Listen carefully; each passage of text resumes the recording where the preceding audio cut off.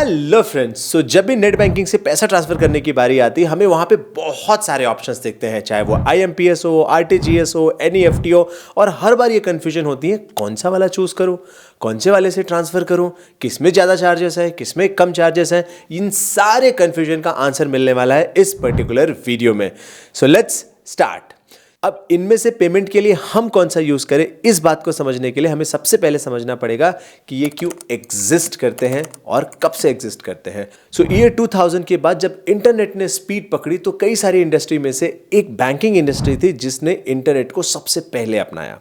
और जैसे ही इंटरनेट का पेनिट्रेशन होने लगा, लोगों की इसकी कैपेबिलिटी समझ में आने लगी कि यार इंटरनेट से तो बहुत कुछ किया जा सकता है, शायद ब्रांच विजिट करने की भी जरूरत नहीं है। सो 2004 में बड़े ट्रांजैक्शन सेटल होने के लिए सबसे पहले लॉन्च किया गया RTGS, real time gross settlement, और इसको लॉन्च करने वाला कौन था? RBI।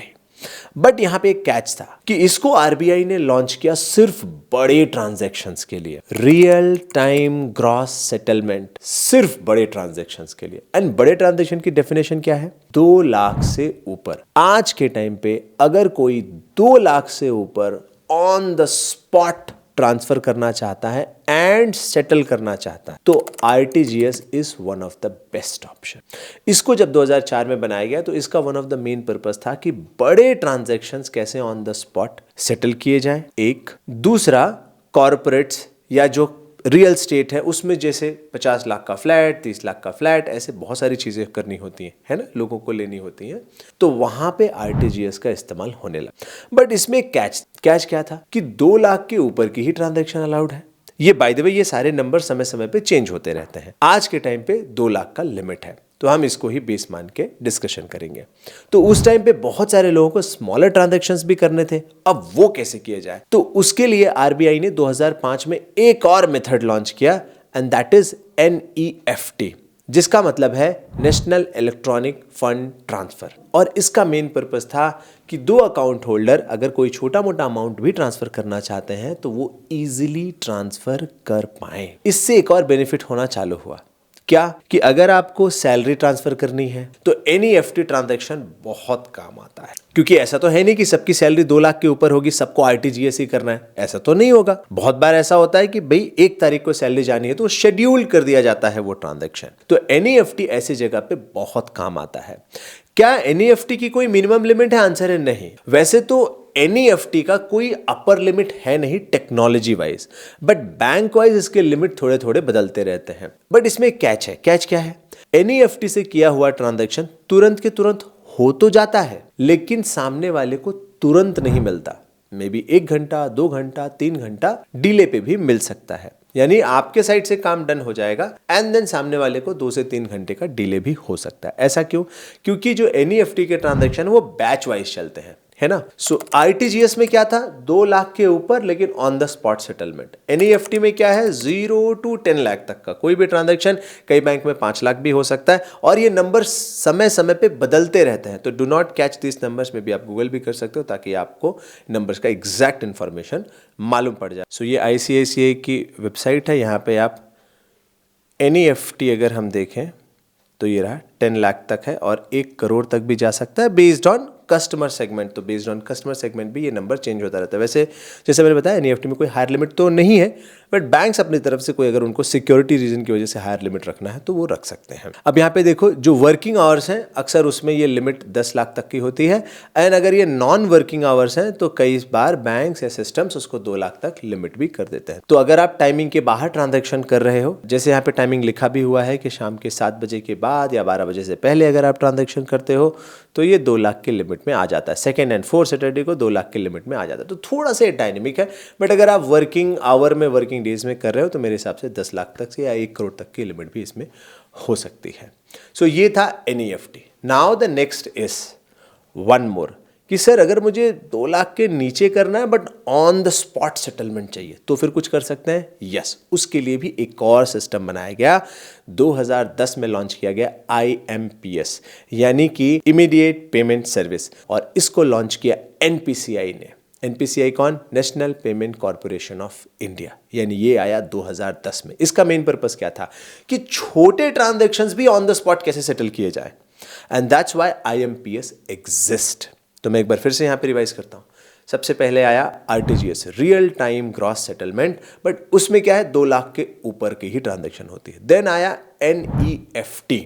अब ये क्यों आया? क्योंकि सैलरी किसी को देना है, यूटिलिटी बिल पे करना है, तो ऐसे केस में NEFT आया।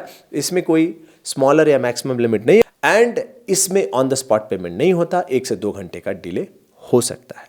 एंड देन क्वेश्चन ये भी आता है कि सर मुझे 2 लाख के नीचे करना है but on the spot settlement करना है, तो ऐसे केस में आया IMPS, immediate mobile payment system. इसका भी यूज़ है, कई बार शेड्यूल ट्रांजैक्शन के लिए भी आप इसका इस्तेमाल कर सकते हो, है ना, और कई बार ऑन द स्पॉट छोटे मोटे बिजनेस के सेटलमेंट के लिए या डेली ट्रांजैक्शंस के लिए भी इसका इस्तेमाल किया जाता है, जो कि बिजनेसेस करते हैं।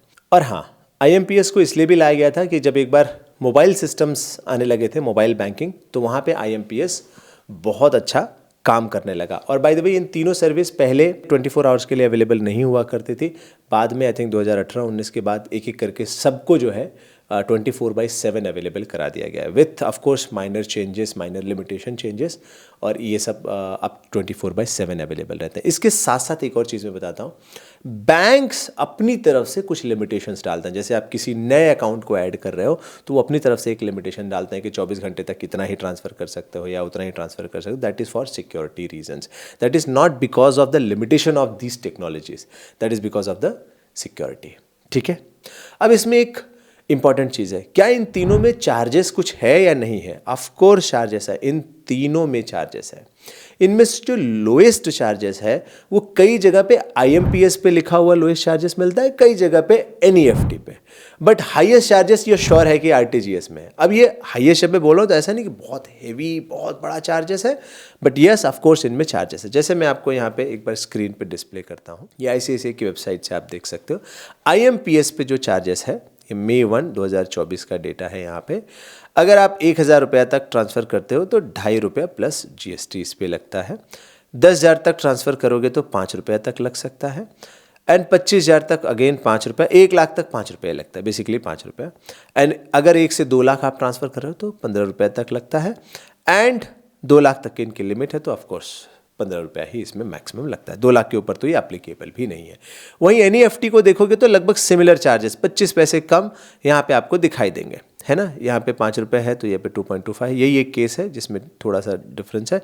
बाकी ज़्यादातर जगह पे देखो 5 रुपये का 4.75, यहाँ पे 15 रुपया है तो यहाँ पे 14 रुपये 75 पैसा, एंड अगर आप 2 लाख के ऊपर भी जा रहे हो तो 24 रुपया, दैट्स द ट्रांजैक्शन कॉस्ट। वहीं RTGS को देखोगे 2 लाख तक तो आप ट्रांसफ़र ही नहीं कर सकते, उसके ऊपर देखो आप, जहाँ पे यहाँ पे 24 रुपया लग रहा है। ऑफकोर्स अगर आप 5 लाख के ऊपर ट्रांसफ़र कर रहे हो तो यहाँ पे आप देख सकते हो, जहाँ पे 24 रुपया लग रहा है उसकी बजाय यहाँ पे 45 रुपीज़ लग रहा है। 2 से 5 लाख के केस में लगभग सेम तो नहीं है। इसमें देखो IMPS में लोएस्ट है, देन इसमें 20 रुपीज़ है, इसमें 25 रुपीज़ लिखा है। मैंने कई जगह इसको अलग अलग जगह पे अलग अलग बैंकों में थोड़ा सा रिसर्च करने के लिए ट्राई किया। कई जगह मुझे IMPS सबसे सस्ता दिखाई दिया, कई जगह NEFT, जैसे यहाँ पे मैं आपको डिस्प्ले कर रहा हूँ। यहाँ पे टेबुलर फॉर्मेट में है इसलिए मैं अच्छे से यहाँ पे दिखा पा रहा हूँ। तो अब एक क्वेश्चन आता है कि अगर सर मुझे ट्रांसफ़र करना है तो मेरा अप्रोच क्या होना चाहिए? तो आपको मैं एक सिंपल सा फॉर्मूला बताता हूँ, ठीक है। फॉर्मूला क्या है?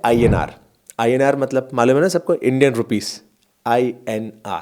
आई मतलब क्या कि सबसे पहला अप्रोच IMPS, सबसे पहले ये ट्राई करो। लेट्स से आप ये ट्राई करने गए और आपको मालूम पड़ा कि अरे मैं तो 3 लाख ट्रांसफ़र करने वाला था और ये लिमिट इसमें आ गई, तो नेक्स्ट N फॉर NEFT के लिए ट्रायल करो।